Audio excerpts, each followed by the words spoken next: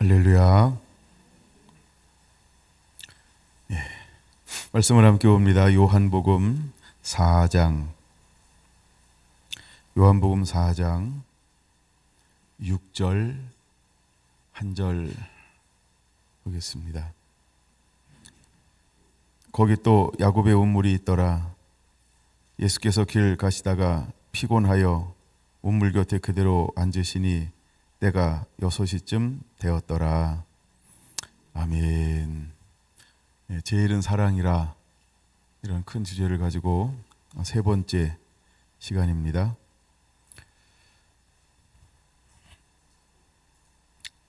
예수님께서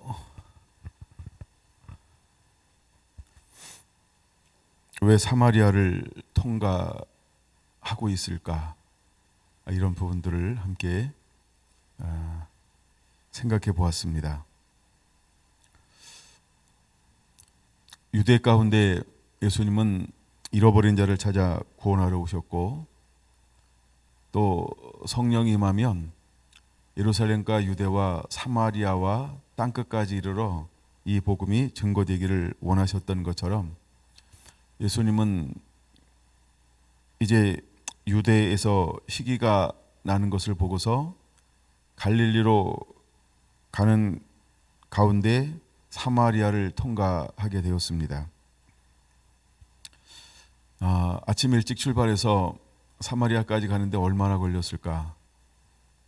상당한 시간들이 걸렸겠죠. 물론 그때는 아마 일찍 일어나서 출발하셨을 거예요. 그런 생각이 한번 해보고, 그러나 하여간 거기에 도착했을 때 시간이 정오였다라고 하는 것입니다. 그래서 일찍이 출발하지 않았을까, 이런 생각을 한번 해보는 것이고, 근데 6절의 말씀 보면 예수님도 어떤 상태에 이르게 되냐 하면 피곤하여, 이렇게 말하고 있습니다. 예수님도 뭐 하실 수 있는 분이냐 하면 육체를 입고 있기 때문에 피곤할 수 있다라고 하는 거예요. 그래서 피곤하여 운물 곁에 그대로 앉으시니 라고 말입니다. 그래서 피곤하여 운물 곁에 그대로 앉아 있었어요.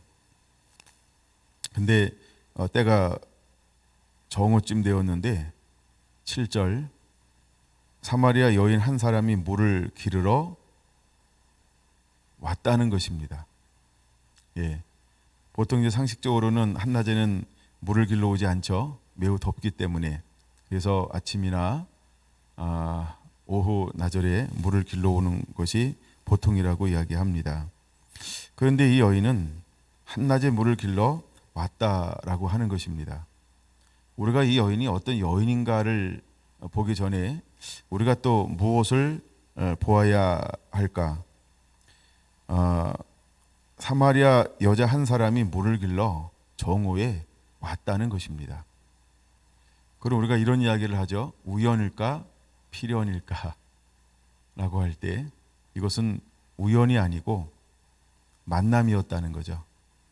예수님께서 유대인들을 피해서 갈릴리로 돌아갈 때 사마리아를 통과하고, 그 많은 곳에서 어디서 쉬기를 청하냐 하면 그것도 수가성, 그것도 야곱의 우물이 있는 그곳에서 쉬기를 청하였다는 것이죠.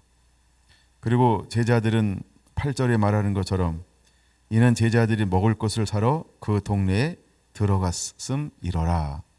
제자들은 먹을 걸 사러 동네에 들어갔습니다. 그리고 이제 예수님이나 이것을 기록한 요한이나 아마 이렇게 남아있지 않을까, 이런 추측도 해보기도 합니다. 근데 여기 여인 하나가 나왔다라고 하는 겁니다. 그리고 그를 만남을 통해서 무엇인가 새로운 일들이 지금 벌어지고 있는 것이죠. 여러분, 예수님이 사마리아를 통과하는 이유는, 사마리아라고 하는 개념을 우리가 좀 다시 한번 생각해 보아야 할 겁니다. 사마리아는 일단 유대인들에게는 부정한 마을이었다는 것, 그리고 상종하지 않는 사람들이 모여 살던 곳이었다는 거죠. 근데 사마리아에 살고 있는 사람들은 우리가 이제 솔로몬 이후에 르호보암과 여로보암 해서 북이스라엘과 남유다로 나라가 나누어집니다. 그래서 북이스라엘은 열 지파를 중심으로 해서 그다음에 남쪽은 유다를 중심으로 베냐민 두 지파로 나누어지게 되어집니다. 북이스라엘은 끊임없이 우상을 섬기고 하나님의 말씀의 빗나감을 통해서 BC 722년에 아수르에 의해서 일찍이 멸망을 당합니다. 그리고 그때의 가장 우두머리 지파는 가장 인구가 많았던 요셉의 아들의 지파였죠. 에브라임. 그래서부터 우리가 에브라다야라고 할 때 뭐 에브라임 이 지파를 중심으로 해서 이제 북이스라엘이 중심을 이루어서 갔습니다.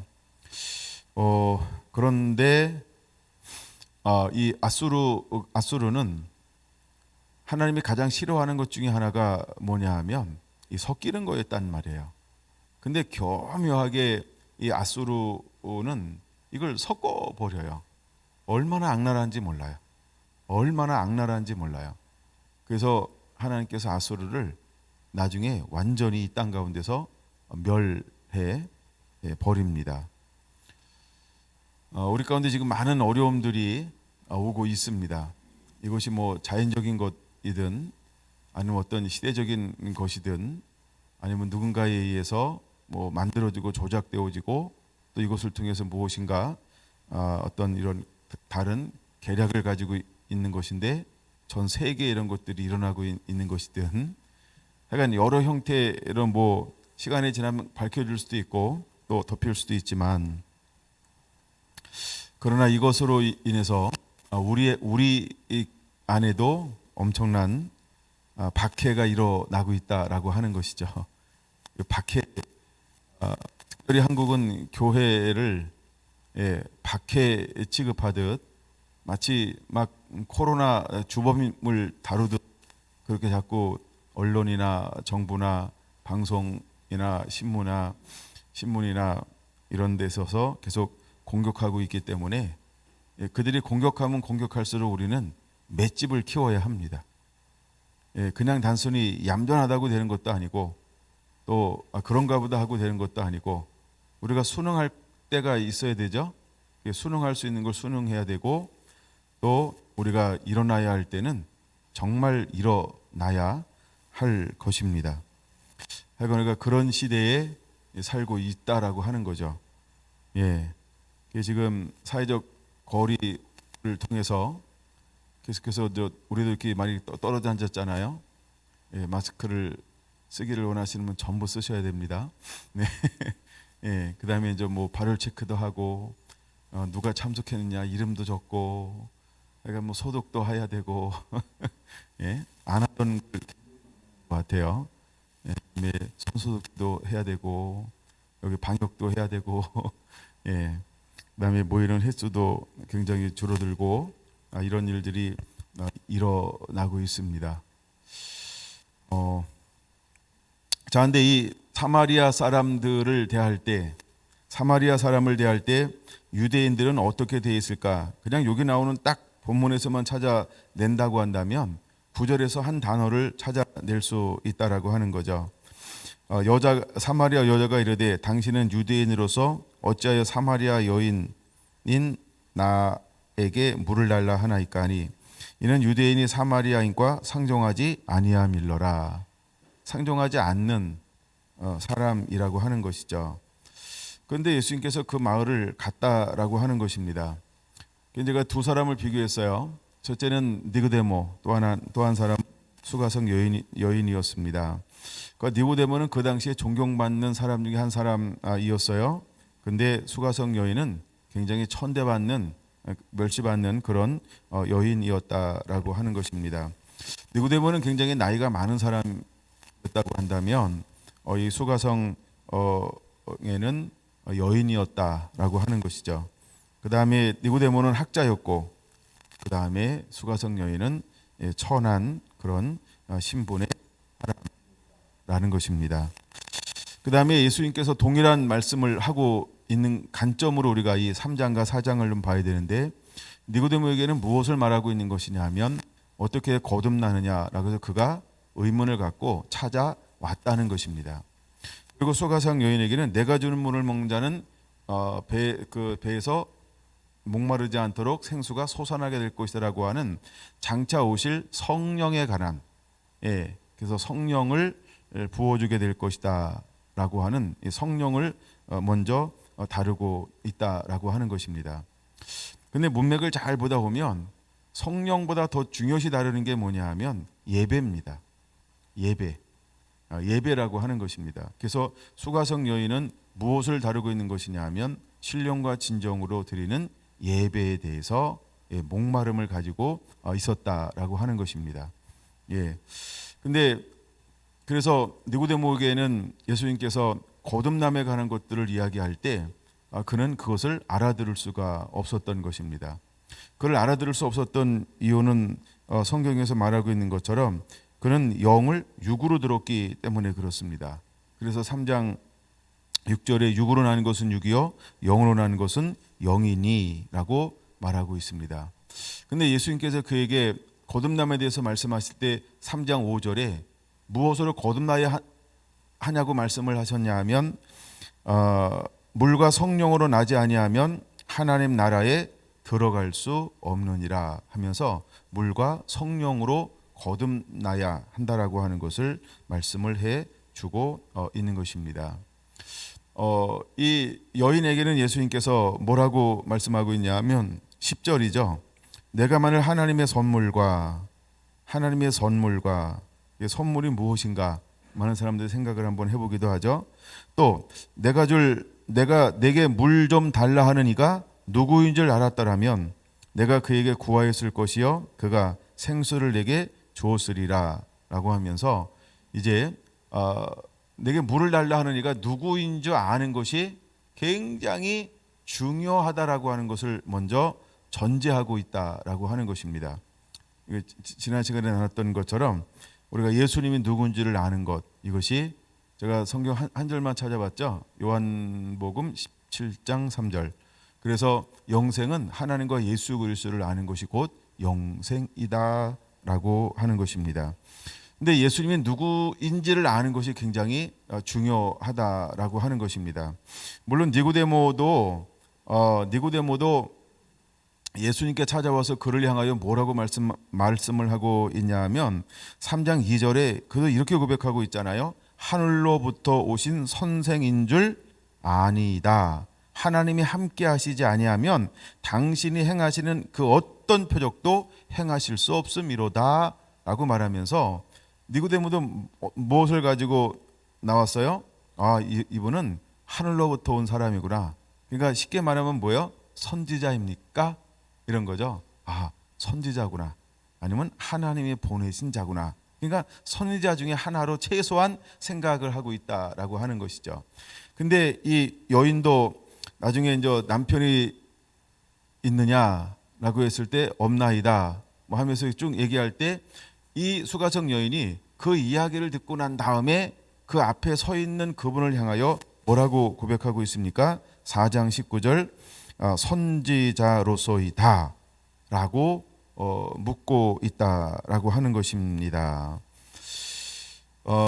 그러면서 그 다음에 니고데모는 이제 선생인 줄 아나이다, 어떤 표적도 행하실 수 없나이다 라고 딱 했을 때 예수님께서 그에게 3절의 거듭남에 대해서 말씀하고 있다라고 하는 거죠. 진실로 진실로 내게 이르노니 사람이 거듭나지 아니하면 하나님 나라를 볼 수 없느니라 하면서 하나님의 나라, 천국을 이야기하고 있습니다. 하나님이 통치하는, 하나님의 지배하는, 하나님 다스리는 그 나라에 관한 것을 이제 말씀을 니고데모는 그런 주제를 끄집어냈다라고 하는 것입니다. 그럼 니고데모의 관점은 어디 있다는 거예요? 구원받느냐, 구원받지 못하느냐, 천국 가느냐, 지옥 가느냐, 천국 가느냐, 아니면 버림받느냐. 니고데모는 여기에 초점을 두고 있었다라고 하는 것입니다. 그런데 이 가나안 여인은 그 앞에 선 사람이 선지자라고 하는 생각에 드는 동시에 그가 했던 질문은 무엇이냐 하면 20절, 4장 20절, 우리 조상들은 이 산에서 예배를 하였는데 당신들의 말은 예배할 곳이 예루살렘에 있다 하더이다 라고 말하고 있다는 겁니다. 그건 지금 예루살렘에 있는 솔로몬의 성전에 가서 이 사마리아인들은 예배를 드릴 수 있을까요? 허입이 되지 않습니다. 입구에 아예 들어갈 수가 없어요. 들어갈 수가 없어요. 그래서 그들은 어디에서 예배를 드려요? 실로에서. 실로에도 그들이 성전을 하나 만들었어요. 그래서 실로에 있는 성전에서 예배를 드리고 있는 것입니다. 근데 끊임없이 자기들은 뭐에 대한 이런 정체성의 혼란을 가지고 있었냐 하면 정말 우리가 드리는 예배가 하나님께 참으로 드려지는 예배인가 라고 하는 이 예배에 대한 목마름이 늘 있었다라고 하는 것입니다. 그래서 사마리아 사람들은 오랜 세월에 걸쳐 오면서 때로 100%는 아니겠지만 때로 이 여인을 보면 어떤 상태를 만들어져 왔냐 하면 심령이 가난한 자로 정말 예배에 대한 목마름과 갈망함으로 마음들이 낮아졌다라고 하는 것입니다. 예, 마음이 낮아졌다라고 하는 것입니다. 그래서 늘 그들 안에는 상처 안에 상처를 가지고 있는 거죠. 뭐에 대한 상처와 아픔이 있을까요? 참된 예배를 드리고 싶은데 과연 우리 예배가 하나님 앞에 상달되어지는 예배인가? 그래, 저 예루살렘에 가서 솔로몬이 봉헌한 저 성전에 가서 스룹바벨에 다시 재건한 저 성전에 가서 예배를 드려야 하나님이 받으실 텐데 저 우리 갈 수도 없고 여기서 예배 드리니까 늘 뭔가 예배를 함에도 불구하고 그 마음속에 정말 하나님을 갈망하면서 거룩하게 살고자 하는 사람들 가운데 어떤 마음이 계속해서 축적되어져서 내려오는 걸까요? 진짜 하나님 받으시는 예배인가? 라고 하는 이 마음이요. 오늘날 한국교회가 이제 이 코로나19를 통해서 예배의 문제, 장숙의 문제, 태도의 문제, 형식의 문제, 이 많은 실제적인 변화들이 올 거라는 거예요.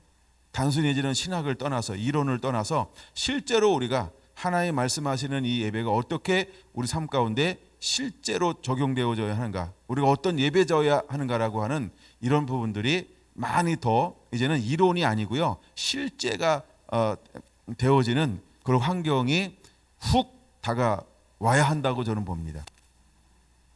이거 훅 다가오면 돼요. 그런 거에 우리가 성령을 받기 전에 성령을 받은 사람 보면은 좀 미쳤네라고 그러지만 지가 성령 받으면 같이 정상이구나 이렇게 될 거라는 거죠. 그래서 예배도 많은 부분에서 많은 부분에서 저는 변화가 올 거라고 실제로 생각을 합니다. 우리가 이제 많이 오래 다니신 분들 보면 이 전통적인 사고가 있거든요. 어떻게 새벽을 쉬어 이런 거요.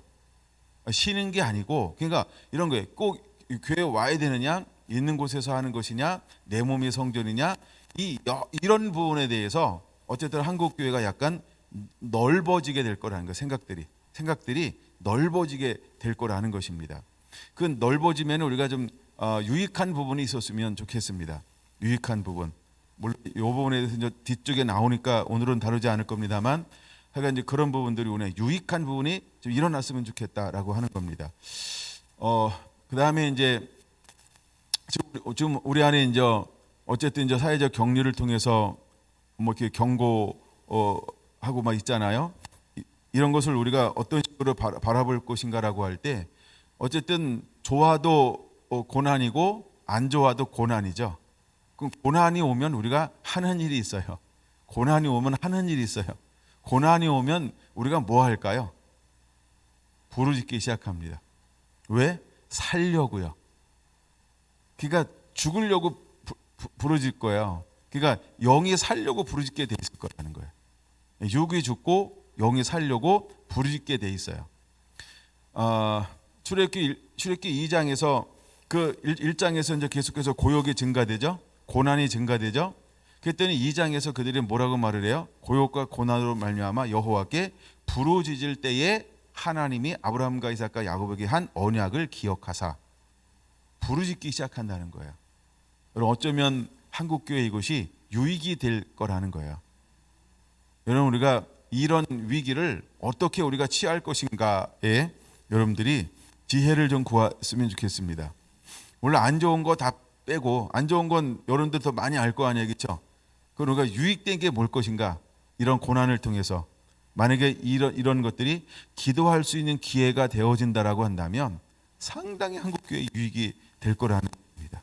할렐루야. 여러분, 전 세계에서 한국 민족처럼 하나님이 들어 쓰기에 합당한 민족이 그리 많지 않습니다. 그렇죠? 예. 이런 적은 인구를 가지고도 가장 많은 선교사를 파송할 수 있다. 열정적이다. 가는 곳마다 예배하고, 그렇죠? 가는 곳마다 교회를 세우고, 가는 곳마다 선교자적인 삶을 사는 크리스찬들을 가지고 있는 나라. 예. 하나님이 이 민족을 반드시 어떤 형식으로든지 하나님은 쓰고 사용하실 거라는 거죠. 근데 또 우리 안에 안 좋은 부분들도 많이 있죠. 우리끼리 이야기하지만 우리끼리 가지고 있는 안 좋은 부분들도 굉장히 많이 있잖아요. 일단 뭐 육이 가지고 있는 대표적인 거, 욕심들, 그러니까 뭐 이런 거 안 좋은 것들도 굉장히 많이 있지만, 그러나 하나님은 안 좋은 것 때문에 우리를 못 쓰는 것이 아니고 좋은 것들을 안 좋은 것을 떨어버려서 좋은 것이 드러나게 하기 위해서 고난도 허용할 거다. 그러니까 우리가 고난은 장차 나타날 영광과 좋게 비교할 수 없다라고 말한 것처럼 고난을 통해서 우리가 깨닫고 배우고 회개하고 다듬어지고, 그래서 하나님 앞에 정결하게 설 수 있는 기회가 된다고 한다면, 여러분 지금 어떤 강권을 통해서, 또한 어떤 여러 가지 세력들을 통해서 교회를 대하는 모든 태도들이 우리에게 유익이 되게 만들어야 할 줄로 믿습니다. 예. 어쨌든 우리가 이런 환경을 어떻게 유익되게 만들 것인가라고 하는 그 관점으로, 그럼 우리가 유익되게 하는 방법은 몇 가지 없어요. 그것 중에 하나가 지난번에 말씀을 나눴던 것처럼 거기 다시 한번 가볼까요? 역대하 7장입니다.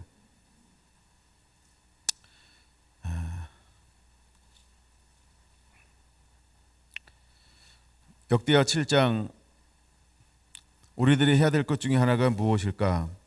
중심 선교가 14절 한번 볼까요? 역대하 7장 14절.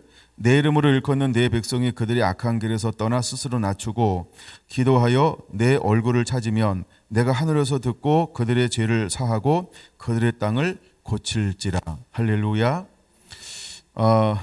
그러면 내 이름으로 일컫는 백성이 그들의 악한 길에서 떠나. 제가 지난번 이 말씀 나눌 때 두 가지로 나눴어요.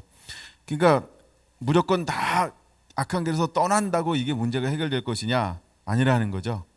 그 다음에 두 번째, 우리가 이제 교회가 가지고 있는 전통적인 생각이 뭐냐 하면, 교회가 회개하면 하나님께서 용서하실 것이다, 이 생각을 가지고 있어요.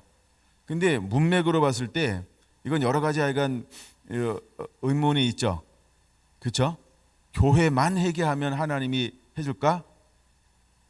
여기서 말하는 것은 민족적인 회개를 말하는 거죠. 내가 이스라엘은 하나님을 섬기니까 이렇게 볼 수 있어요. 그 여러분들이 지금도 이스라엘 가보시면 알겠지만 이스라엘 다 하나님을 믿을까요? 이스라엘이 다 하나님을 믿을까요?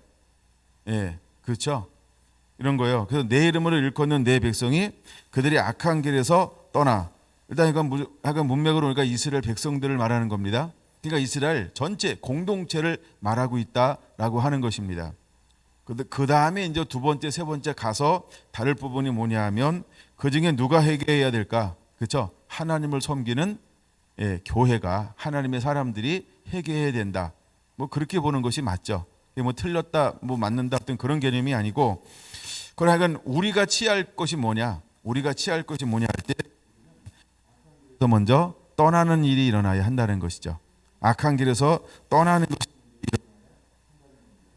그러면 악한 거라고 하는 것이 무엇일까? 그게 바로 19절이라는 거예요. 19절. 그러나 너희가 만일 돌아서서 내가 너희 앞에 둔 내 율례와 명령을 버리고 가서 다른 신들을 섬겨 그들을 경배하면 이라고 말했죠. 그러니까 이것이 회복되어야 하는 겁니다. 무엇이 회복되어야 할까요? 명령이 회복되어져야 합니다. 그 다음에 우상 숭배에서 떠나야 한다는 것이죠. 이것이 악한 길에서 떠나는 방법이라고 하는 것입니다. 22절 보세요. 대답하기를 그들의 자기 조상들을 애굽 땅에서 인도하여 내신 자기 하나님 여호와를 버리고 다른 신들에게 붙잡혀서 그들을 경배하여 섬김으로 여호와께서 이 모든 재앙을 그들에게 내리셨다 하리라 하셨더라. 그럼 여러분, 우리가 악한 길이라고 하는 게 뭘까요? 두 가지예요. 그러니까 이스라엘이 멸망받은 이유가 두 가지인 것처럼, 첫째가 뭐예요? 하나님의 말씀을 버렸다. 두 번째가 우상 숭배했다. 그래서 멸망받는 거예요. 그래서 바벨론의 포로로 끌려가는 거예요. 두 가지 때문에요. 하나는 말씀 불순종, 하나는 우상 숭배. 그럼 악한 길이라고 하는 게 뭘까요? 말씀이 말씀되게 하는 겁니다. 우리가 진리 가운데로 돌아와야 합니다.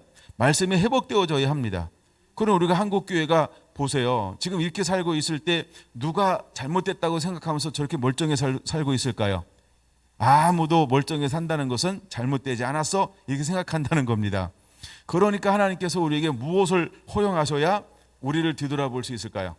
고난이요, 역경이요, 아픔이요. 그렇죠? 그게 어려운 것이 있어야 나를 뒤돌아볼 수 있는 계기가 된다는 거예요. 여러분, 이거 고난이 그래서 유익이라고 하는 거예요. 그래서 그런 의미에서 고난이 유익이라고 하는 거예요. 그다음에 두 번째, 제가 이제 사마리아 여인을 다루면서 내 남편이 있나이까라고 할 때 그걸 뭐라고 말했어요? 더 사랑하는 거. 남편은 더 사랑하는 것이 있냐? 예수님께서 그것을 묻고 있다라고 하는 거죠. 그건 오늘날 한국 교회에 하나님이 뭘 묻기를 원할까요? 너 나보다 더 사랑하는 거 있니? 라고 할 때 한국 교회가 나는 없어요. 공식적으로 그게 답이죠. 근데 비공식적으로는요. 1톤 트럭이 모자랄 수도 있어요. 더 사랑하는 걸 가져와 그러면 이삿짐보다 더 많을지도 몰라요. 주님을 더 사랑하는 것들이. 그건 고난이라고 하는 건 뭘 해결하는 시즌일까요? 1톤 트럭 쳐버리는 거예요. 그 무거운 짐을 내려놓는 거예요. 회개하는 시즌을 보내는 거죠. 그렇죠? 그게 악한 길에서 돌이키는 방법이에요. 여러분, 우리가 고난이 왔을 때 성경에서 방법은 뭐냐면 부르짖어 기도한다는 거예요. 고난이 왔을 때 하나님의 방법, 하나님의 사람들의 방법, 회복하는 방법은 하나님의 제시했던 방법, 성경에 우리에게 샘플로 보여주고 있는 모든 방법은 회개하고 돌아오더라는 거예요. 그게 고난이 왔을 때 우리가 취해야 될 방법이라고 하는 것이죠. 그럼 여러분, 우리가 배워야 합니다. 뭘 배워야 할까요? 회개하고 죽기로 돌아가는 거. 그게 악한 길을 떠나 내게로 돌아오라는 거예요. 그러면 우리가 이런 시즌을 보낼 때 우리가 해야 될 것이 뭐냐라고 할 때, 이것을 우리가 일단 민족적인 전체적인 기도다. 그건 이제 개인적으로 볼 때는 뭐냐 하면 내가 하나님 앞에 회개함으로 기도하는 것. 그래서 악한 길에서 떠나는 것, 이것이 먼저 우리에게 하나님은 요구하고 있다는 것입니다. 여러분, 개개인들이 하나님 앞에 머무를 때 무엇을 먼저 해야 될까? 제가 우리가 하나님을 따를 때 어떻게 따르기를 원하는지에 대한 신약의 말씀들을 여러 군데 나눴죠. 그런 것처럼 우리가 주님을 따를 때 전부를 버리고 다 버리고 나를 쫓으라 라고 하는 이 말들을 여러분들이 마태마가 누가에서 찾아보고 그런 것들을 내려놓는 시즌으로 보내야 할 것입니다. 그런 걸 내려놔야 한다. 주님보다 더 사랑하는 것을 반드시 내려놔야 그게 악한 길에서 떠난 거라는 거예요. 사람들이 그래요. 지나가겠지. 지나갈 겁니다. 면역력 생기겠지. 생길 겁니다. 어떤 사람은. 그렇죠? 근데 하나님이 우리에게 정말 원하는 게 뭐냐 하면 그런 걸 다루기를 원하는 게 아니고 죄의 문제를 다루기 원한다는 거예요. 그리고 우리가 교회 하나님의 사람들에게서는 무엇이 다루어져야 할까요? 죄의 문제가 다루어지지 아니하면 이거 끝나지 않는다는 거예요.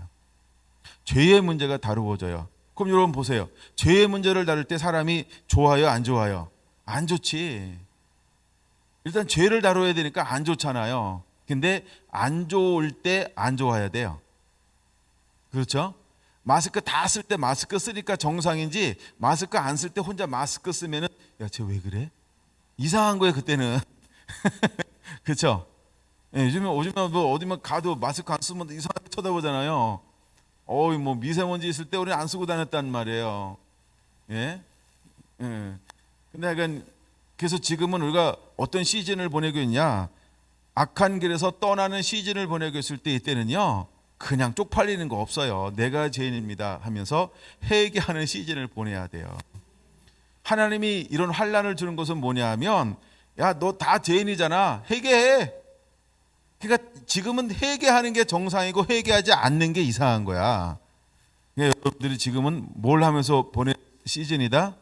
회개하면서 보내야 된다라고 하는 것입니다. 여러분, 니고데모가 예수님을 만나가지고 회개했다라고 한다면 그 인생이 어떻게 됐을까요? 그렇죠. 그 지위 유지, 그 이후로 그 마음은요, 천국이라고 하는 새로운 삶을 사는 거예요. 뭐 주님이 너 공회원에서 내려와 이랬을까요? 야, 너 존경받는 위치에서 내려와 이랬을까요? 네, 너 거기 계속해서 있어. 거기서 있으면서 야, 영향력 끼쳐. 선한 영향력. 주님이 이렇게 말씀하실 거란 말이에요. 그렇죠? 근데 온전히 자기 것을 완전히 못 내려놓잖아요.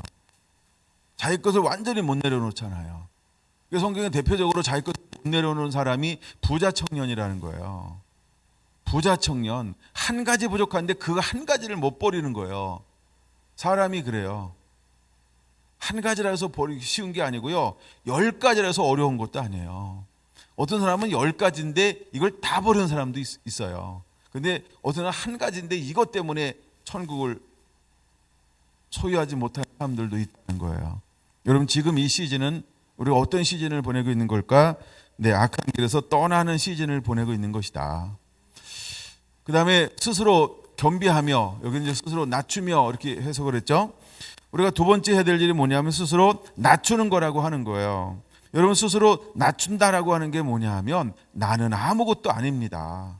나는 아무것도 아닙니다 하고 하나님 앞에 정말 납작하게 엎드리는 것이죠. 예수님께서 오셨는데 무엇하러 오셨다고 그랬어요? 예, 섬기러 오셨다. 그는 섬기는 종으로 오셨다라고 하는 겁니다. 여러분, 우리가 스스로 겸비한다라고 할 때 겸손해지는 겁니다. 하나님 앞에 납작 엎드려지는 것입니다. 우리가 무엇으로 엎드려져야 할까요? 17절, 18절 볼까요?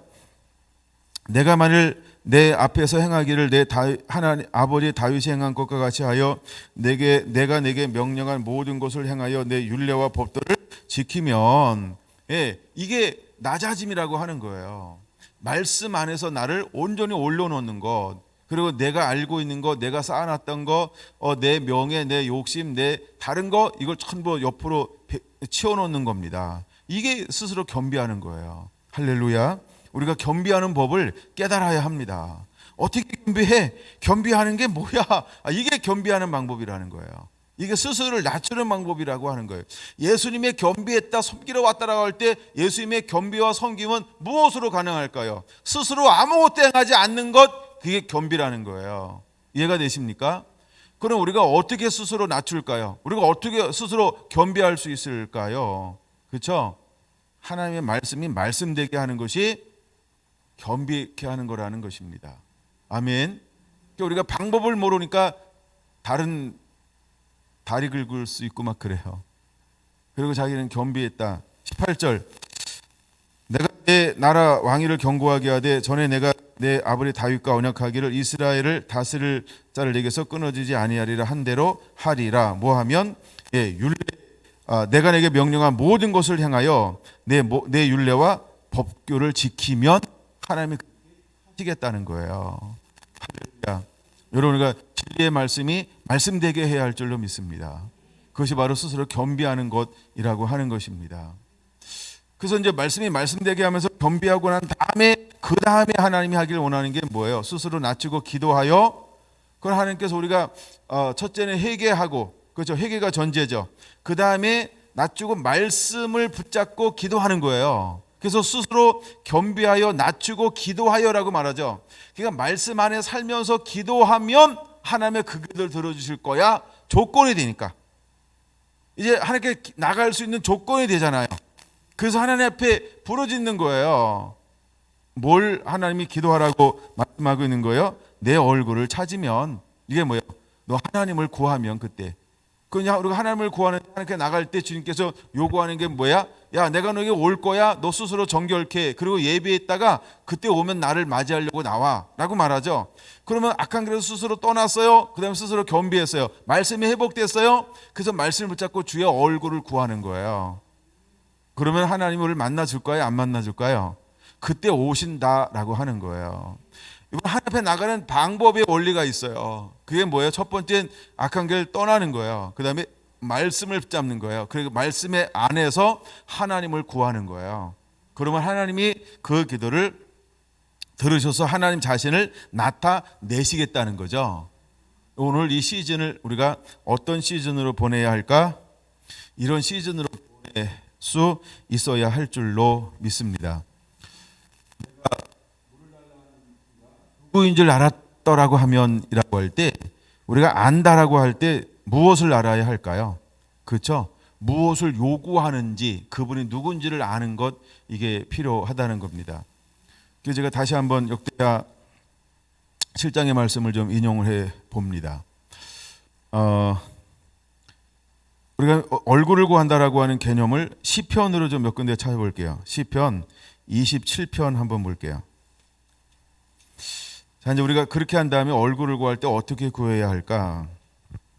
얼굴을 구할 때 어떻게 구해야 할까?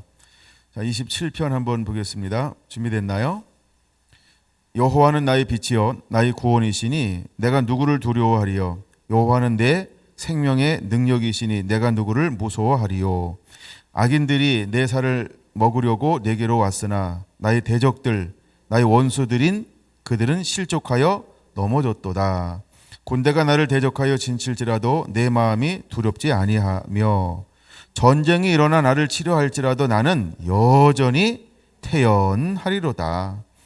내가 여호와께 바라는 한 가지 일 그것을 구하리니 곧 내가 내 평생에 여호와의 집에 살면서 여호와의 아름다움을 바라보며 그의 성전에서 사모하는 그것이라.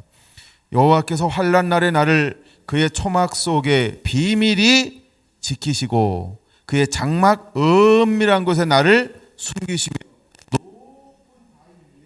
두시리로다.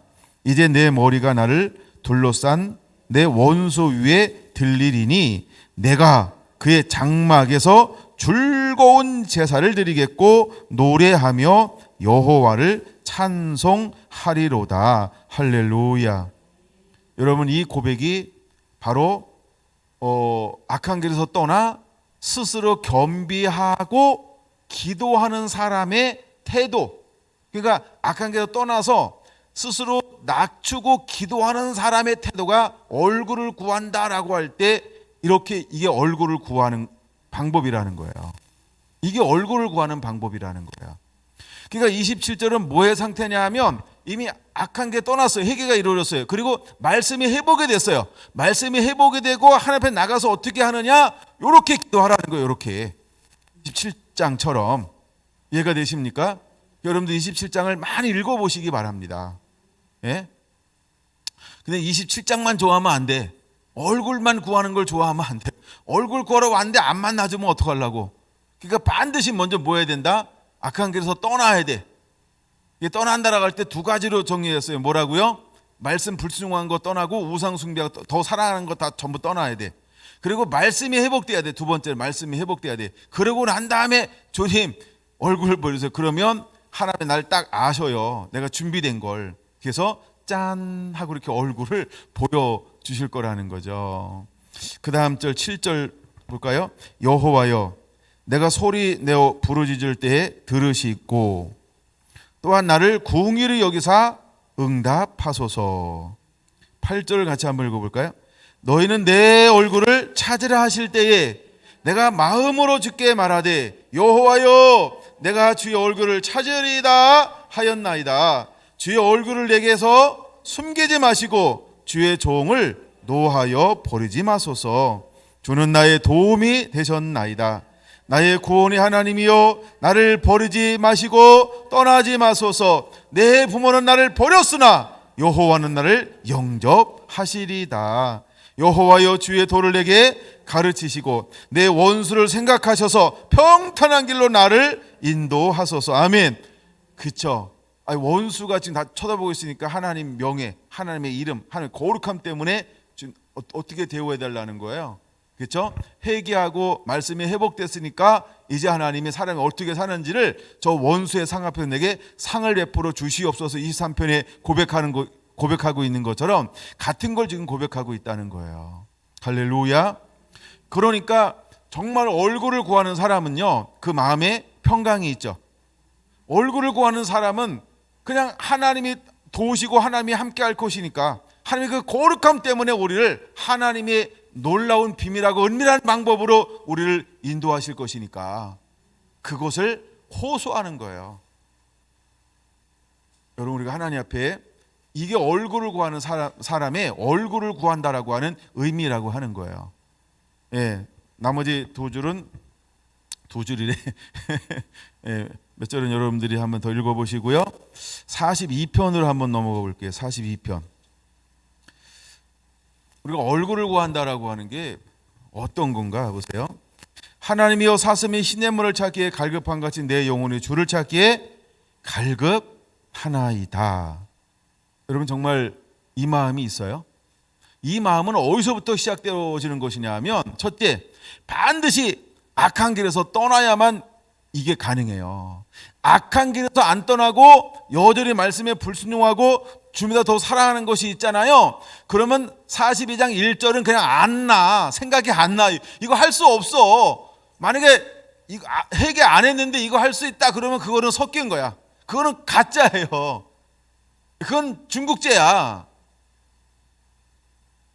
모르고 가지고 다녀도 짝퉁은 짝퉁이지. 근데 자기는 마치 이게 42절이 되는 것처럼, 42절 백날 암송해도 그건 아닌 거예요. 42절을 1절은 전제가 뭐냐 하면 악한 길에서 떠나야 돼요. 그러고 난 다음에 말씀이 내 삶 가운데 회복이 되어져야 돼요. 그러고 나서 구할 수 있는 게 42장. 그래서 하나님이 사슴이 시냇물을 찾기에 내 영혼의 주를 찾기에 갈급하나이다. 여러분, 정말 주님을 찾기에 갈급합니까? 그 갈급함에 있는 사람은 어떤 사람일까요? 말씀이 회복이 되면 갈급해합니다.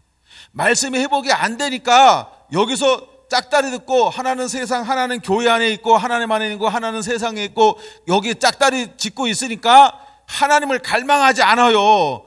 마치 갈망이 착각하게 만드는데 뭐하고 착각하게 만드냐면 내 욕심, 내가 하고 싶은 거, 근데 선한 거야, 근데 옳은 거야, 근데 바른 거야.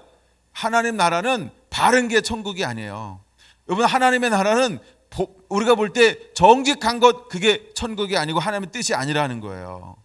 근데 우리가 볼 땐 윤리와 도덕 수준으로 막 그런 걸 요구할 수가 있어요. 이거 선한 거 아니에요? 이거 착한 거 아니에요? 이거 옳은 거 아니에요? 이런 거요.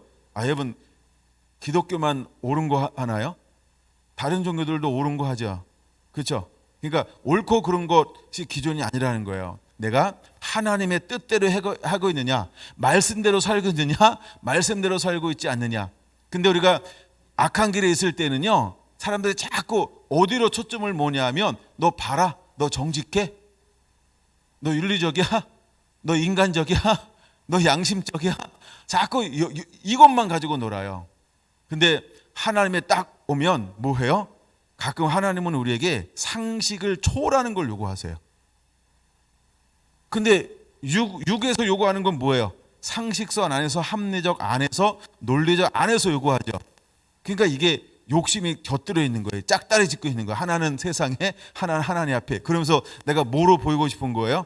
선하게, 옳게, 의롭게, 착하게. 네, 이렇게 보이고 싶은 게 있어요. 그게 뭐라고요? 욕심이라는 거예요. 욕심이요. 여러분, 우리 안에 42장 1절이 고백되어지는 것은 뭐냐면, 철저하게 회개가 이루어지고 말씀이 우리 안에 회복되어진 그 심령 안에 그 사람만이 매일매일 뭐에 대한 목마름과 갈망함이 있을까요? 여러분들이 이제 책 2개를 읽으신 분도 있고 1개를 읽으신 분도 있고 그냥 책 잡았다가 올려놓으신 분도 있을 거예요. 선반에 이렇게 읽어야지 하고 아니 뭘 읽고, 그렇죠? 예.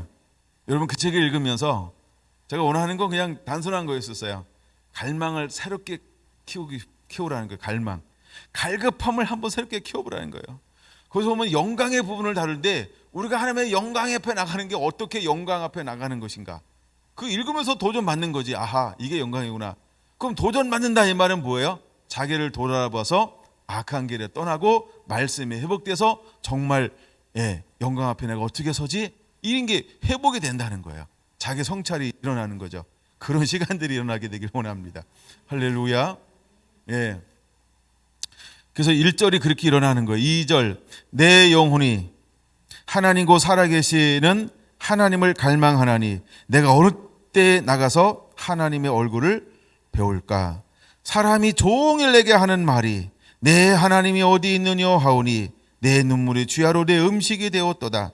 내가 전에 성의를 지키는 무리와 동행하여 기쁨과 감사의 소리를 내며 그들의 하나님의 집으로 인도하였더니 이제 이 일을 기억하고 내 마음이 상하는도다. 내 영혼아, 내가 어찌하여 낙심하며 어찌하여 내 속에서 불안해하는가. 너희 하나님께 소망을 두라. 그가 나타나 도우심으로 말미암아 내가 여전히 찬송하리로다. 내 하나님이여, 내 영혼이 내 속에서 낙심이 되므로 내가 요단 땅과 헤르몬과 미살 산에서 주를 기억하나이다. 주의 폭포 소리에 깊은 바다가 서로 주의 모든 파도와 물결이 나를 휩쓸었나이다. 낮에는 여호와께서 그의 인자하심을 찬송이 내게 있어 생명의 하나님께 기도하리로다. 11절 내 영혼아, 내가 어찌하여 낙심하며 어찌하여 내 속에서 불안해하는가. 너는 하나님께 소망을 두라. 나는 그가 나타나 도우심으로 말미암아 내 하나님을 여전히 찬송하리로다. 이 사람이 얼굴을 구하는 사람이라는 거야. 우리가 악한 게 떠났어요. 말씀이 회복됐어요. 그럼 아직 그분의 은총을 받기 전까지 내 안에는 늘 두 가지가 있겠죠. 뭐가요? 불안함과 불안함이 있죠. 근데 불안함 가운데 계속해서 뭘 추구하는 거예요? 하나님을 갈망하는 거예요. 그분을 구하는 거예요. 그분의 도우심을 구하는 거예요. 그분의 손길을 구하고 그분의 얼굴을 구하고 그분의 심장을 구하고 그분을 계속해서 추구하는 거예요. 여러분, 이것을 잘 담아내고 있는 부분이 42편이라는 거예요. 51장 한번 볼까요? 시편 51장인데요. 하나님이여 주의 인자를 따라 내게 은혜를 베푸시며 주의 많은 궁유를 따라 내 죄악을 지워 주소서. 나의 죄악을 맑게 씻으며 나의 죄를 깨끗이 하소서. 무릇 나는 내 죄가를 아오니 내 죄가 항상 내 앞에 있나이다. 내가 주께만 범죄하여 주의 목전에 악을 행하였사오니 주께서 말씀하실 때에 의로우시다 하고 주께서 심판하실 때에 순전하시다 하리이다. 내가 죄악 중에서 출생하였으며 어머니가 제 중에서 나를 잉태하였나이다. 보소서, 주께서는 중심이 진실함을 원하시오니 내게 지혜를 은밀히 가르치시리이다. 우술초로 나를 정결하게 하소서. 내가 정하리이다. 나의 죄를 씻어 주소서. 내가 눈보다 희리이다. 내게 즐겁고 기쁜 소리를 들려주사 주께서 꺾으신 뼈들도 즐거워하게 하소서. 주의 얼굴을 내 죄에서 돌이키시고 내 모든 죄악을 지워 주소서. 하나님이여, 내 속에 정한 마음을 창조하시고 내 안에 정직한 영을 새롭게 하소서. 나를 주 앞에서 쫓아내지 마시며 주의 성령을 내게서 거두지 마소서. 주의 구원의 즐거움을 내게 회복시켜 주시고 자원하는 심령을 주사 나를 붙드소서. 그리하면 내가 범죄자에게 주의 도를 가르치리니 죄인들이 주께 돌아오리이다. 17절 하나님께서 구하시는 제사는 상한 심령이라. 하나님이여, 상하고 통회하는 마음을 주께서 멸시하지 아니하시리이다. 주의 은택으로 시온에 선을 행하시고 예루살렘 성을 쌓으소서. 그때 주께서 의로운 제사와 번제와 온전한 번제를 기뻐하시리니 그때 그들이 수소를 주의 제단에 드리리이다. 아멘. 여러분, 우리가 하나님의 얼굴을 구하는 것이 어떻게 해서 하나님의 얼굴을 구할 수 있는 것인가를 여러분들이 이 말씀을 다른 번역으로 좀 이렇게 좀 찾아서 읽어볼 수 있는 분이 있으면 다른 번역으로도 이 편을 좀 찾아서 읽어보시기 바랍니다. 그러면 우리가 하나님의 얼굴을 구할 때 어떻게 그분 앞에 나가면서 좀 더 깊이 그 얼굴을 구할 수 있는지를 우리에게 보여주는 그런 말씀들이 될 것입니다. 수가성령이 알기 위해서, 예수님이 누군지를 알기 위해서 풀어줘야 할 것이 무엇이었을까? 바로 그분의 얼굴을 보는 거였어요. 그분이 누군지를 아는 거였어요. 여러분 우리 안에도 이제 그분이 누군지를 아는 이런 영역에 그런 은혜가 임하게 되기를 원합니다. 6절 보겠습니다. 요한복음 4장 6절. 예. 야곱의 우물이 있더라 라고 말합니다. 여러분 우리가 우물 성경에는 누구를 말할까요? 이삭을 말하죠. 야곱이 성경에 우물 팠다라는 이야기는 없는데 여기에 나오는 우물을 누구의 우물이라고 말합니까? 야곱의 우물. 성경은 모든 걸 다 일거질투족을 기록한 책이 아니니까 그러면 이 우물은 누가 팠을까요? 야곱이. 야곱이 세겜 땅에 가서 이제 돌아오잖아요. 그리고 베델로 올라가지 않고 잠시 어디에 머물러요? 세겜 땅에 머물죠. 그 세겜 땅에 머무는데 은 100냥을 가지고 땅을 사요. 그리고 거기서 정착을 한단 말이에요. 근데 그때 있었던 땅이 어느 땅일까라고 할 때 수가 지역인가 보다를 한번 이렇게 생각해 볼 수 있다는 거죠. 예. 근데 거기 오래도록 내려오는데 그 우물의 이름이 뭐냐면 야곱의 우물이라는 거예요. 야곱의 우물이라고 하는 것입니다. 우리가 우물이라고 하는 것은 두 가지가 있다라고 말씀을 드렸어요. 하나는 프레아르, 그래서 이것은 자연적인 어떤 사람의 수고와 노력으로 힘을 동원해서 만든 우물, 인위적으로 만든 우물을 우물, 야곱의 우물은 인위적으로 만든 우물이라는 거예요. 또 하나는 폐계라고 부르는 우물인데 이것은 뭐냐 하면 자연적으로 솟아나는 우물이 있다라고 하는 것입니다. 그럼 하나님께서 우리에게 주길 원하시는 우물은 어떤 우물일까? 그리고 예수님께서 내가 물을 좀 달라 하는 이가 누구인지 알았더라면 내게 구하였을 것이요 그가 생수를 내게 주었으리라 라고 말할 때 예수님은 무엇을 말씀하고 계신 것일까? 그것은 프레아르가 아니고 폐계라고 하는 거죠. 그래서 우리가 한번 받으면 이제 그 받은 것을 통해서 자연적으로 솟아나오는 마르지 않는 샘, 물된 동산처럼 끊임없이 계속 솟아나는 그런 우물을 가지고 있는 사람을 말하는 것입니다. 여러분 우리 안에 그런 은혜들이 임하게 되기를 예수님의 이름으로 축원을 드립니다. 하나님이 보내신 자가 하나님의 말씀을 끊임없이 할 수 있는 이유를 3장 34절에 뭐라고 말한다? 하나님은 성령을 한량없이 그에게 부어주기 때문에 하나님의 말씀을 끊임없이 하나님이 보낸 자는 하실 수밖에 없다는 거예요. 그래서 제가 로마서 10장을 다루면서 제가 유독 그 부분을 좀 강조하는 편인데 우리가 말씀을 들어야 믿음을 생겨요. 근데 누구한테 말씀을 들어야 믿음이 생긴다? 누구한테 들어야 된다고요? 보냄받은 자. 아무한테나 들으면 믿음이 생기는 게 아니고요. 거기서 성경은 분명히 말합니다. 보냄받은 자. 그래서 보냄받은 자에게 말씀을 들어야 돼요. 그럼 보냄받은 자라고 하는 게 무슨 의미인지 아세요? 그게 바로 요한복음 3장 34절이에요. 하나님이 보내신 이는 하나님의 말씀을 하나니. 그냥 지식으로 전달하는 걸 듣는다고 믿음이 생기냐? 믿음이 생기는 게 아니고 지식이 생기는 거예요. 예? 그러니까 우리가 누구한테 들어야 된다? 하나님의 보내신 자에게 들어야 믿음이 생기는 거예요. 할렐루야. 할렐루야.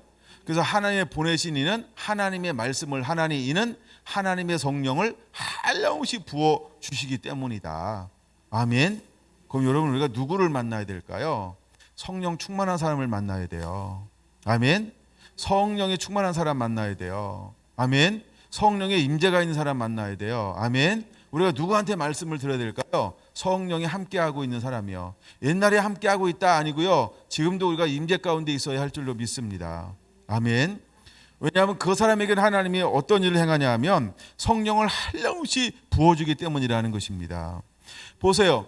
예수님의 가르침과 서기관들의 가르침이 달라요. 마가복음 1장에 잘 나와 있으니까 제가 마가복음 1장을 자꾸 얘기하는 이유는 거기에 그게 너무 잘 나와 있기 때문에 그래요. 다른 데보다도. 다른 데는 그게 너무 약해. 근데 마가복음 1장이 그게 강력해요. 그래서 서기관들과 예수님의 가르침이 달라요. 예수님의 가르침은 무슨 가르침이에요? 권위 있는 자와 같고 라고 말하는 거예요. 그럼 왜 예수님의 가르침은 서기관과 다를까요? 서기관들은 뭐한 사람이에요? 예, 유전과 정통을 배워서 페르아르, 사람의 수고로 판 우물을 가져서 나눠주는 사람이고요. 예수님은요, 폐계. 예수님은요, 한량없는 성령. 그러니까 다른 거예요. 이해가 되십니까? 그럼 여러분들이 말씀의 사람이 된다, 또 말씀을 듣고 싶다 그러면 누구한테 들어야 될까요? 우리가 인터넷을 봐도 그 사람이 어떤 사람인지를 한번 이렇게 가끔 이렇게 추적 좀 해봐야 돼. 그러고 난 다음에 들으세요. 달라요. 잘하고 못하는 건 그렇게 중요하지 않아요. 여러분, 잘 못해도 성령이 충만하면 그 사람에게 듣는 것은 쭉 듣고 나면 뭐가 우리 안에 올 수 있다? 믿음이 생기는 거예요. 믿음이 와요. 우리가 책을 읽을 때도 어떤 책을 읽어야 돼요? 성령 가운데서 쓴 사람들이 있어요. 머리로 쓴 사람이 있고요, 하나님의 은혜 성령의 가운데서 쓴 사람들이 있어요. 하여간 여러분들이 될 수 있으면 그런 책을 읽으시기 바랍니다. 그러면 그런 책을 읽으면 지식이 오는 게 아니라 뭐가 올까요? 믿음이 생겨버립니다. 믿음이 축적되고 믿음이 쌓여지는 거예요. 큰 믿음의 사람이 될 수 있는 비결이 그런 데 있는 거예요. 할렐루야. 여러분들이 그런 사람, 그런 책, 그런 만남들이 일어나게 되기를 예수님의 이름으로 축원합니다. 그래서 요한복음 3장 34절은 결코 가벼운 말씀이 아니에요. 그래서 제가 로마서 10장하고 이걸 연결을 할 때 이거는 너무너무 중요한 거예요. 이거 하나만 가지고 제가 1시간 나누고 싶을 정도로 너무너무 중요한 주제예요. 근데 오늘날 많은 사람들이 이것을 가볍게 여길 수 있다는 거예요. 그냥 누가 많이 배웠니? 많이 배운 것 가지고 믿음이 생기는 건 아니에요. 지식이 좀 좋아질 수 있어요. 뭔가 좀 더 이렇게 아는 게 좀 더 이렇게 넓어지고 풍성해질 수 있어요. 근데 뭐가 생기지 않아요? 그거는 믿음을 만들어내진 않아요. 지식을 만들어내는 거죠. 믿음은 만들어내지 않아요. 믿음은 반드시 누구한테 들어야 된다고요? 보냄받은 자에게. 보냄받은 자에게 말씀을 들어야 그 말씀을 들으면서 믿음이 만들어지는 거예요. 믿음이 생성되어지는 거예요. 왜 우리가 믿음이 생성되어질까요? 그 보냄받은 자는요, 누가 함께하고 있으니까? 성령님이 함께하고 있으니까. 할렐루야. 그래서 여러분에게, 이제 여러분들은 이 시대에 우리가 고난받는 가운데 우리의 초점이 어디에 있어야 될까? 성령 안으로 깊이 들어가는 거예요. 성령의 임재 가운데로 깊이 들어가는 거예요. 하나님의 영광 가운데로 깊이 들어가기를 사모하시기 바랍니다. 그래야 이 환난을 뚫어버릴 수 있어요. 그래야 이 시대를 뚫고 지나갈 수 있어요. 예? 하나님께서 우리를 시편 91편에 하나님 우리가 은밀하게 지키신다. 그럼 누굴 지킬까요? 하나님께서. 그렇죠. 하나님이 쓰시려고 하는 유용한 사람들을 지키는 거지. 안 쓸 사람은 하나님께서 잘됐다, 빨리 나한테 와. 그게 오히려 안전해. 이래서 하나님이 우리를 부르실 거예요. 근데 이 시대를 뚫고 영광을 발산하는 사람은 어떻게 할까요? 그렇죠. 영광을 줘버려요. 그래서 시대를 뚫어버려요. 그리고 그들에게 영광을 가지고 나가게 만들 거예요. 그래서 그들에게 빛을 비치는 거예요. 때로는 빛이 복음으로 나타날 수 있고, 말씀으로 나타날 수 있고, 능력으로 나타날 수 있고, 여러 가지 과학으로 나타날 수 있고, 막 예술로 나타날 수 있고, 여러 가지로 이렇게 나타날 수 있죠. 하나님 그렇게 쓰시고 사용하실 거예요. 여러분, 우리가 일찍 가는 거나 늦게 가는 건 그게 무슨 의미가 있겠어요? 그렇죠? 예. 하나님이 우리를 부르신 대로 쓰임 받고 영광을 위해 주의 뜻을 이루다가 주의 품에 안기는 거예요. 할렐루야. 이 땅에 천년만년 살 것처럼 그렇게 생각하지 않아야 됩니다. 우리는 부르심 대로 쓰임 받다가 주님 품에 안기는 거예요. 여러분, 이제 슬슬 그런 부분에서도 정말 많은 부분에 준비가 되어져 가야 할 줄로 믿습니다. 할렐루야. 예. 그래서 우물이라고 하는 것은 지금 물을 주제로 나누고 있는데, 이거는 굉장히 중요한 부분을 실제로 다루고 있는 거예요. 자, 그래서 이제 10절 좀 덜 긁을까요? 7절. 사마리아 여자 한 사람이 물을 기르러 왔음에, 이게 굉장히 중요한 겁니다. 이 여인의 목적은 뭐하러 왔다고요? 물을 기르러 왔다는 거예요. 근데 예수님께서 대뜸 이렇게 말하는 거예요. 물을 좀 달라. 9절. 그랬더니 상정하지 않는데 어떻게 나를 물을 달라고 합니까? 10절. 야, 너 누군지 알았으면 구하였을 것이다. 구하였을 것이다. 거기에다가 좀 표시해 놔야 돼요. 그럼 내가 생수를 내게 주었을 것이다, 구하였을 것이다 라고 하는데 그가 구합니까 안 구합니까? 15절로 바로 넘어갈게요. 15절, 여자가 이르되 주여 그런 물을 내게 주사 목마르지도 않고 또 여기 물길로 오지도 않게 하옵소서. 여러분, 우리 안에 무엇을 가지고 있어야 되냐 하면 갈망함을 가지고 있어야 돼요. 그다음에 단순함을 가지고 있어야 돼요. 단순함. 할렐루야. 그러니까 이 여인은 목마른 여인이었다는 거예요. 단순히 물을 목말라 하는 게 아니고 무엇을 목말라 하는 거예요. 단순하게 정말 그분이 말씀하시면 라고 하는 거예요. 마음이 준비된 여인이라는 거예요. 여러분, 이 여인 같은 너무 멋있는 여인이에요. 여러분, 우리가 이렇게 단순해야 할 줄로 믿습니다.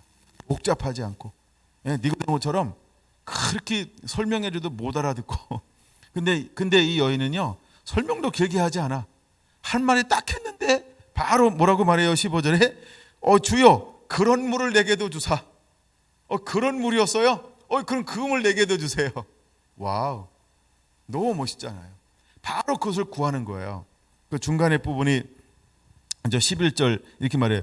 이제 10절이 너무 중요한 거 맞고요. 11절, 여자가 이르되 주여 물 기를 그릇도 없고 이 우물은 깊은데 어디서 당신이 생수를 얻겠나이까? 우리 조상들이 하고서 13절, 이 물을 마시는 자마다 다시 목마르니와 내가 주는 물을 마시는 자는 영원히 목마르지 아니하리니 내가 주는 물은 그 속에서 영생하도록 솟아나는 샘물이 되리라. 그러면 이 여인은 뭐에 대해서 말했어요? 일단 방법을 얘기했죠. 물 기를 것도 없는데 어떻게 여기서 생수를 얻겠습니까? 네, 당신이 우리 조상 야곱보다 크니까? 라고 이제 서로 이제 사오정 같은 이야기를 하는 거야. 서로 니고데모가 못 알아들은 거나 수가성인이 못 알아들은 거랑 비슷해요. 네? 비슷해요. 근데 예수님께서 13절 14절, 이 물을 마시는 다시 목마르니와 내가 주는 물을 마시는 자는 영원히 목마르지도 아니하리니 내가 주는 물은 그 속에서 영생하도록 솟아나는 샘물이 되리라. 여러분, 14절의 말씀을 들을 때 이 여인의 반응이 어떤 반응을 보이는 거예요? 그런 물을 내게 주사. 주여 그런 물을 내게 주옵소서. 그럼 예수님께서 왜 사마리아를 통과하고 있는 이유가 명백하게 여기 첫 번째 이유가 소개가 되어지는 거예요. 이 여인은 어떤 여인이라는 거예요? 갈망하는 여인인 거예요. 목마른 여인이었다는 거예요. 준비되어져 있는 여인이었다라고 하는 거예요. 이런 마음이 준비되어지게 되기 원합니다. 우리 안에 목마름이 있게 되기를 예수님의 이름으로 축원합니다. 목마름이 있어야 돼요. 그 목마름과 갈망함이 있어야 됩니다. 그 사모함이 우리 안에 일어나게 되기를 예수님의 이름으로 축원을 드립니다. 이제 성경 한 군데 찾아보고 그걸 좀 앞뒤로 좀 보다가 말씀을 마칠게요. 사도행전 13장입니다. 사도행전 13장, 드디어 이제 사도 바울이 하나님의 손에 의해서 이방인의 사도로 부름 받아서 이제 쓰임 받기 시작을 했습니다. 44절 보겠습니다. 13장 44절, 사도행전 13장 44절. 그 다음 안식일에는 온 시민이 거의 다 하나님의 말씀을 듣고자 하여 모여 유대인들이 그 무리를 보고 시기가 가득하여, 시기 표시해 놔야 돼요. 바울이 말하는 것을 반박하고 비방하거늘, 비방, 시기, 반박, 비방.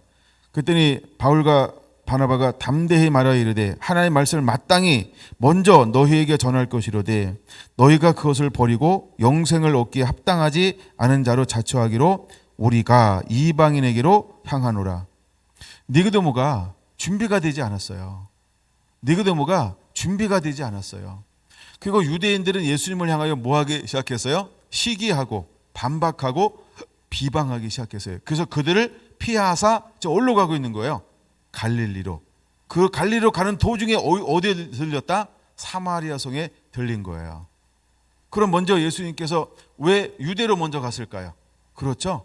유대인들에게 먼저 복음을 전하려고요. 그들이 예수님은 변화되기를 원한 거예요. 근데 지금 뭐예요? 아직 때가 안 된 거죠.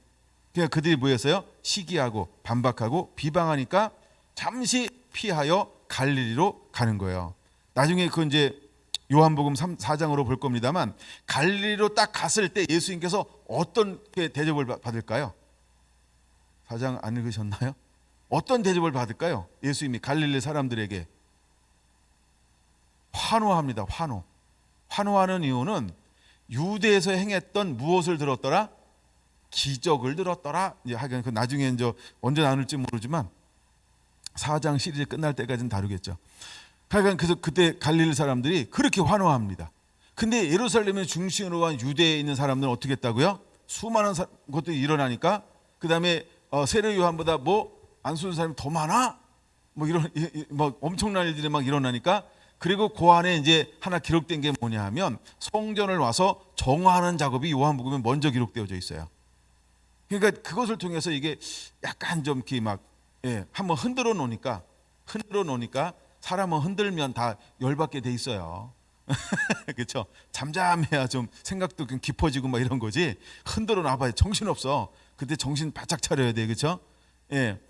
그래서 하여간 그들이 시기하기 시작한 거예요. 반박하고 비방하고. 똑같이 사도 이제 바울이 성령에 붙들려 복음을 증거하기 시작합니다. 어디에 가서? 이방인에. 근데 사도 바울이 어디 가서 복음을 증거합니까? 회당에 들어가서. 그 회당은 하나님을 섬기는 유대인들을 중심으로 공동체의 삶을 살잖아요.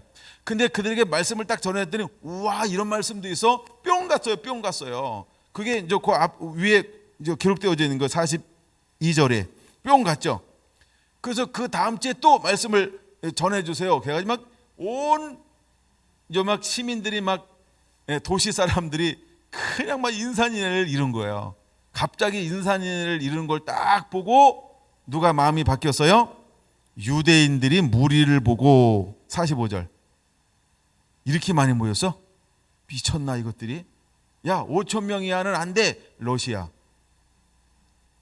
5천 명 이상 모이지 않게 한대잖아요. 러시아 장기 집권하려고. 응? 그 다음에 시기가 가득하여 무리를 보고, 시기가 가득하고 반박하고, 그 다음에 비방하고를. 그랬더니 사도 바울은 뭐라고 말합니까? 말씀을 먼저 너희에게 전할 것이로되 46절, 너희가 그것을 버리고 영생을 얻기에 합당하지 않은 자로 자처하기로 우리가 이방인에게로 향하노라. 그러면 왜 예수님이 사마리아로 들어간 걸까요? 그렇죠. 그들이 예수님을 거부하니까. 유대인들이 부정하게 여기는 사마리아 땅에 누가 있는 걸 아는 거예요? 배고픔, 갈망, 스스로 악한 길에서 떠나 겸비하고 있는 그 심령들. 근데 아직 그 빛이 비춰지지 않았어요. 누군가 가서 빛을 비춰주면 주께로 돌아올 텐데, 진리 가운데로 돌아올 텐데, 하나님을 하나님 되게 예배할 텐데 그걸 타치해 주는 사람이 없었던 거예요. 그들이 낮고 낮은 그 삶 속에서 오랜 세월 동안 밟히는 그 삶 속에서 무엇이 만들어진 걸까요? 고난 속에서 순금이 만들어지는 거예요. 고난 속에서 은이 만들어지는 거예요. 고난 속에서 깨끗한 심령들이 차곡차곡 쌓여져 있는 거예요. 근데 외형적으로는 여전히 어떤 외형이에요? 그렇죠. 사마리아인이었다는 거예요. 외형으로는 부정한 사람이었다는 거예요. 그러나 예수님이 딱 영적인 눈으로 볼 땐 그들은 어떤 상태의 사람으로 지금 준비되고 예배된 사람들이 그 안에 있었어요? 그렇죠. 복음을 받을 만한 사람, 복음을 받을 만한 준비가 된 사람들, 그 사마리아 가운데 존재하고 있었다는 거예요. 그래서 예수님은 어디를 통과하기로 마음먹었다? 그렇죠. 사마리아로. 근데 사마리아로 통과하는 게 예수님 생각에다 하나님이 원한 것이었다? 하나님이 원한 것이었다. 그래서 예수님은 사마리아로 들어가는 거예요. 자, 사도 바울이 이방인에게로 가겠다라고 했을 때 그것을 듣는 사람들이 어떤 반응을 보이던가요? 48절, 이방인들이 듣고 기뻐하여 하나님의 말씀을 찬송하며 영생을 주기로 작정된 자는 다 믿더라. 할렐루야. 그랬더니 나중에 이제 요한복음 4장 뒷부분에 볼 겁니다만, 이 수가성 여인이 동네에 가서 내가 만난 사람의 나에 관한 것을 다 아는 그분을 소개했어요. 그래? 다 끝나지도 않은데 벌써 예수님이 가 있어.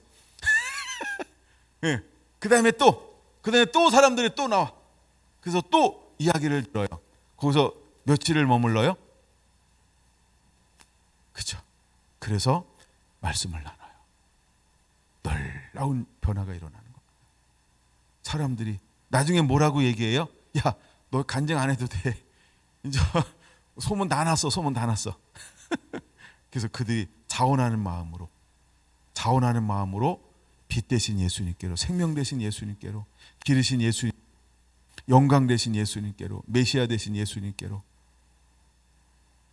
참 예배자이신 예수님께로 스스로 나와서 예수님을 만남을 통해서, 여러분, 그 사람들이 이 다음에 그 마을이 어떤 마을이 되었을까? 예? 그 마을이 어떤 마을로 변화되었을까? 예수님은 아직도 이만한 믿음을 만나보지 못했다라고 했는데, 유대에 갔는데 어떤 사람도 예배에 대한 갈망, 그 온전한 예배를 드리고 싶은 그런 갈망하는 사람들을 못 만났습니다. 그 다음에 예수님을 이렇게 환영하는 사람을 못 만나봤습니다.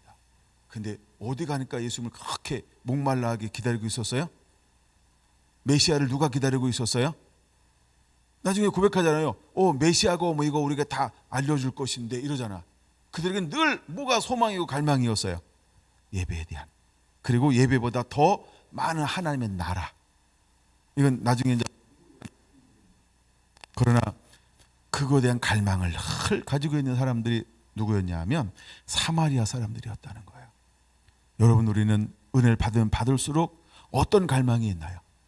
여러분에게는 어떤 갈망이 있나요? 어떤 목마름이 있나요?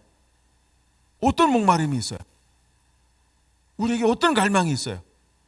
만약에 그 갈망이 드러내놓기 쪽팔리면 그럼 빨리 수정하세요. 쪽팔리기 전에.